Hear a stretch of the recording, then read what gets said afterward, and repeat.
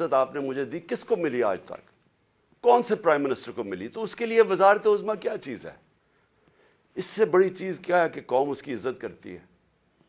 تو میں آج آپ کے لیے یہ کہنا چاہتا ہوں کہ دیکھیں، یہ آپ ایک بڑے خطرناک موڑ پہ کھڑے ہیں۔ اگر میری قوم میری آواز آج سن کے آپ جو اللہ نے ہمارے اوپر حکم دیا ہوا ہے جہاد کا، جہاد ہے کیا؟ پہلے میں یہ بھی کلیئر کر دوں، ظلم کے سامنے اور ناانصافی کے سامنے کھڑا ہونا جہاد ہے۔ اللہ نے ہمارے پہ فرض کیا ہوا ہے۔ کیوں کیا ہوا ہے؟ ہماری بہتری کے لیے۔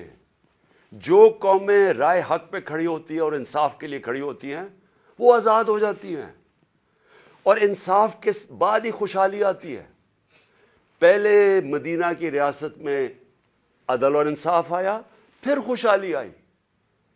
نیلسن منڈیلا جو موجودہ بڑا ایک لیڈر میں مانتا ہوں، اس نے بڑی پتے کی بات کی۔ اس نے کہا اگر تم نے غربت کم کرنی ہے تو پہلے انصاف لے کے آؤ۔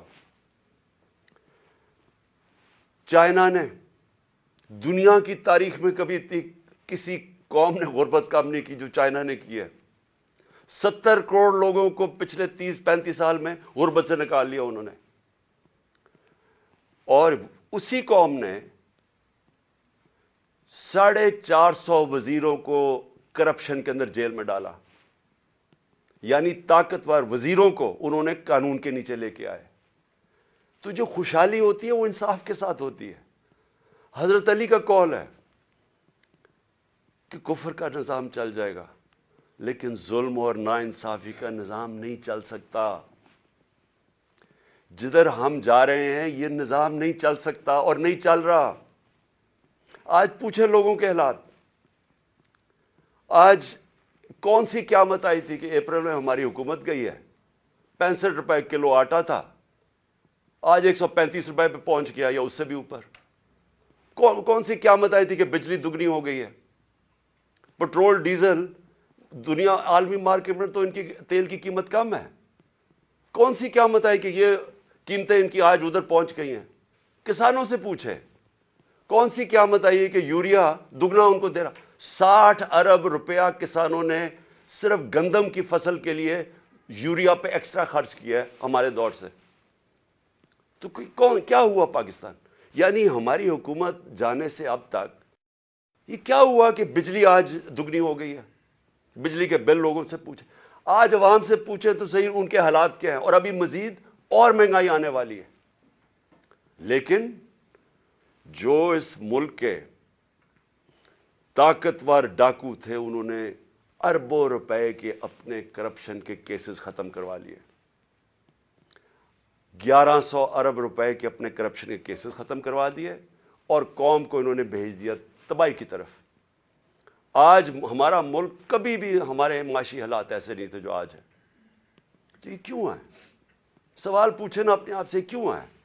ہم سب سے زیادہ، میں پاکستانی، میں آپ کو بتاؤں جب میں مکہ گیا ہوں، مدینہ گیا ہوں، سب سے زیادہ مسلمان پاکستانی مجھے ملے وہاں۔ ہم یہاں تبلیغی جماعت کا اجتماع ہوتا ہے، 20 لاکھ لوگ جمع ہو جاتے ہیں، کیونکہ سارے یا عاشق رسول ہیں، اپنے دین میں ماننے والے لوگ ہیں۔ لیکن کیا وجہ ہے کہ ہم تباہی کے راستے پہ کھڑے ہیں؟ کیوں نہیں اللہ ہماری دعائیں کیوں نہیں سن رہا؟ کیونکہ اللہ نے کئی قانون بنائے ہوئے ہیں۔ سارے جتنے اللہ کے پیغمبر دنیا میں آئے تھے، سب ان کی دو میسیجز ہی تھیں، صرف پیغام دو تھے: انصاف قائم کرو اور انسانیت، یعنی کمزور کی مدد کرو، جو کہ جانوروں کے قانون کے اندر کمزور کی سروائیول آف دا فٹسٹ ہے، کمزور مر جاتا ہے۔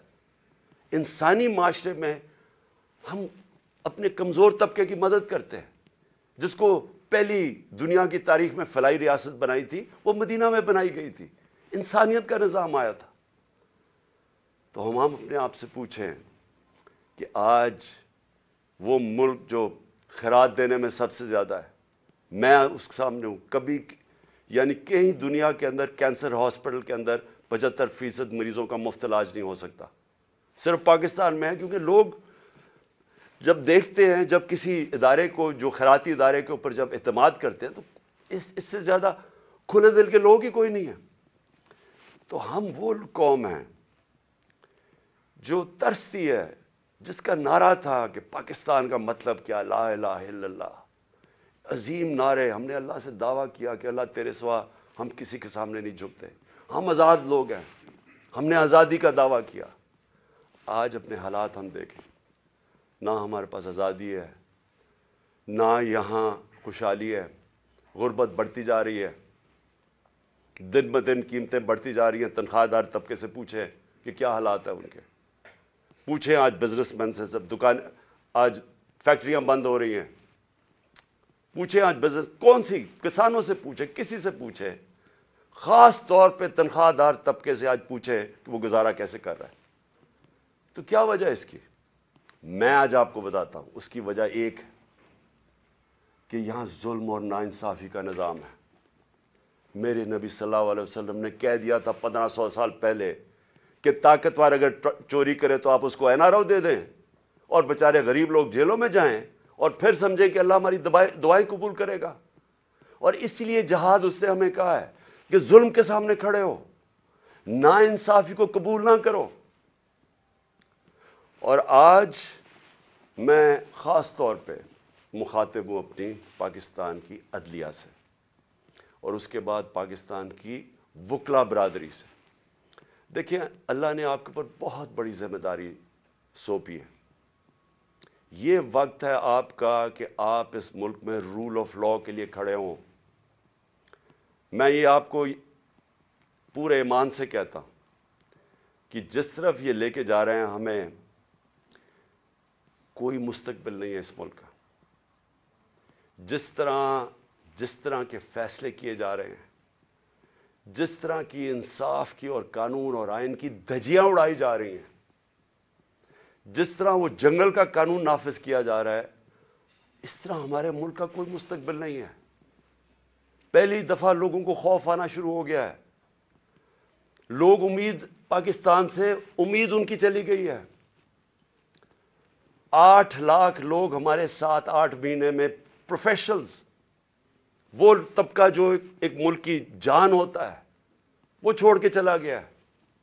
باہر لوگ سرمایہ کاری کے لیے نکل گئے ہیں، کیونکہ امید جانی شروع ہو گئی ہے.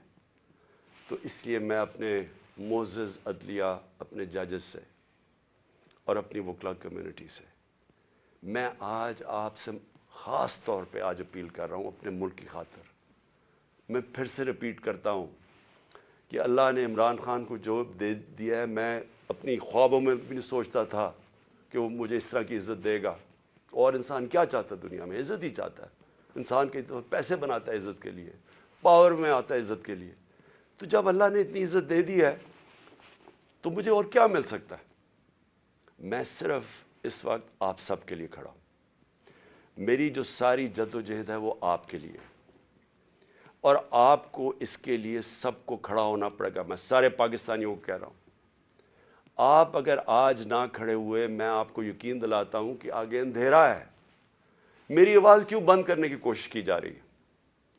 کیوں وہ پولیس یہ فواد چودھری کو کیوں پکڑا ہے؟ کون سا جرم کیا اس نے؟ کوئی مجھے جمہوریت میں بتائے کہ یہ جرم ہوتا ہے کہ جو اس نے اس کو منشی کہہ دیا، اس کو چیف الیکشن کمیشن. کبھی اس کے اوپر بھی کسی جمہوریت میں پکڑا جاتا ہے؟ اعظم سواتی کا کیا قصور تھا؟ کیا اس نے کہہ دیا کہ جناب ایکس آرمی چیف نے NRO 2 دے دیا؟ تو یہ سینیٹر ہے، اس کی رائے ہے. یہ باقی اس ملک کی اکثریت سمجھتی ہے کہ ٹھیک ہے. اس کو ننگا کر کے، تشدد کر کے، پھر وہ گندی ویڈیو، اور پھر اس کو پکڑ لیا، 30 FIR کاٹ دی. شہباز گل، ارشد شریف، جو ارشد شریف کی خبریں آتی ہیں کہ کس طرح اس سے کیا گیا، کیا